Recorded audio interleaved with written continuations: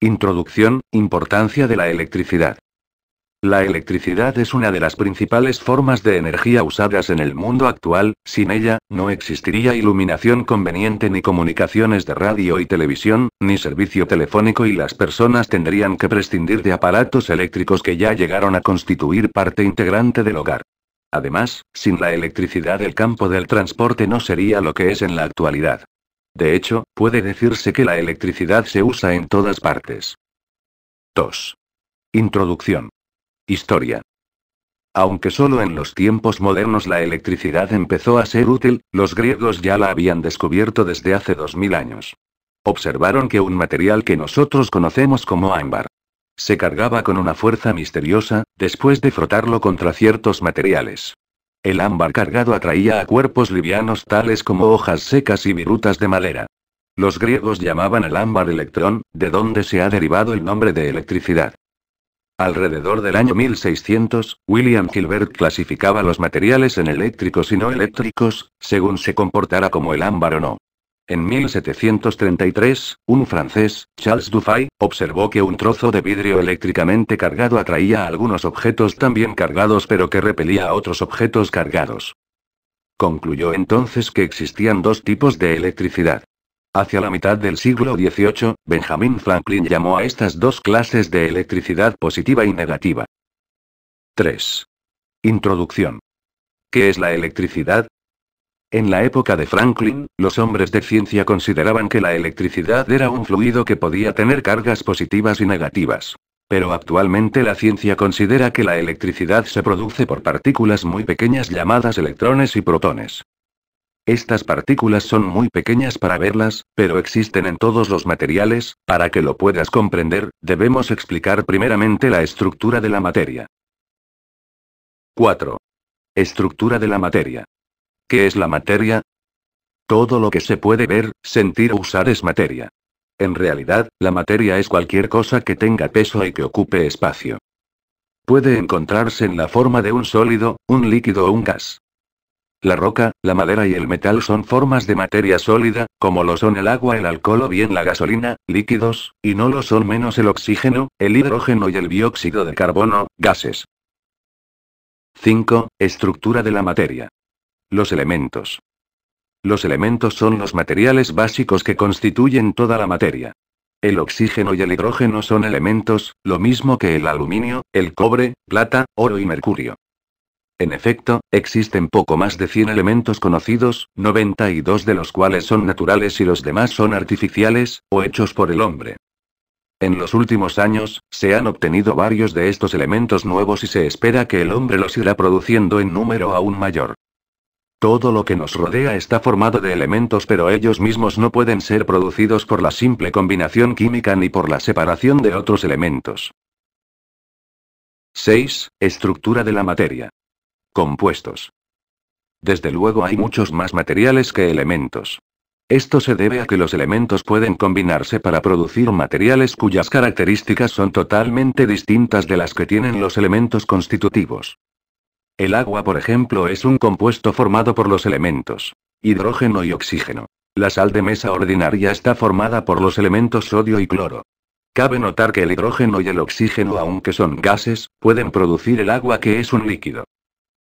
7. Estructura de la materia, la molécula. La molécula es la partícula más pequeña a la que puede reducirse un compuesto, antes de que se descomponga en sus elementos.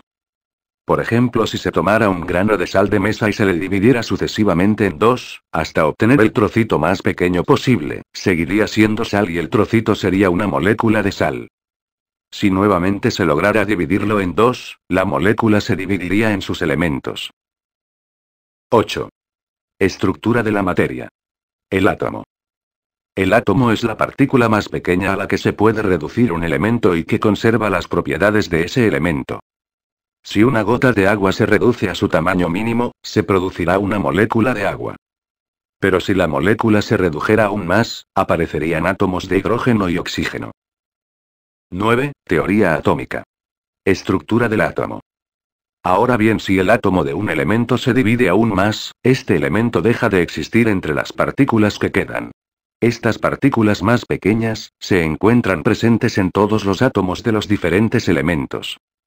El átomo de un elemento difiere del átomo de otro elemento solo en virtud de que los dos contienen números diferentes de estas partículas subatómicas. Básicamente, un átomo está formado de tres tipos de partículas subatómicas que son de interés en el estudio de la electricidad: electrones, protones y neutrones. Los protones y neutrones se localizan en el centro, o núcleo del átomo, y los electrones giran en órbitas alrededor del núcleo. 10. Teoría atómica. El núcleo. El núcleo es la parte central de un átomo. Contiene los protones y neutrones del átomo. El número de protones en el núcleo determina la forma en que el átomo de un elemento difiere de otro. Por ejemplo, el núcleo de un átomo de hidrógeno contiene un protón, el oxígeno contiene 8, el cobre 29, la plata 47 y el oro 79. De hecho, esta es la forma en que se identifican los diferentes elementos, es decir, por sus números atómicos, como lo muestra la tabla de la figura 5. El número atómico es el número de protones que contiene cada átomo en su núcleo. Aunque un neutrón, en realidad, es una partícula en sí, generalmente se la considera como la combinación de un electrón y un protón y es eléctricamente neutro. Puesto que los neutrones son eléctricamente neutros, no son muy importantes en el estudio de la naturaleza eléctrica de los átomos. 11. Teoría atómica. El protón.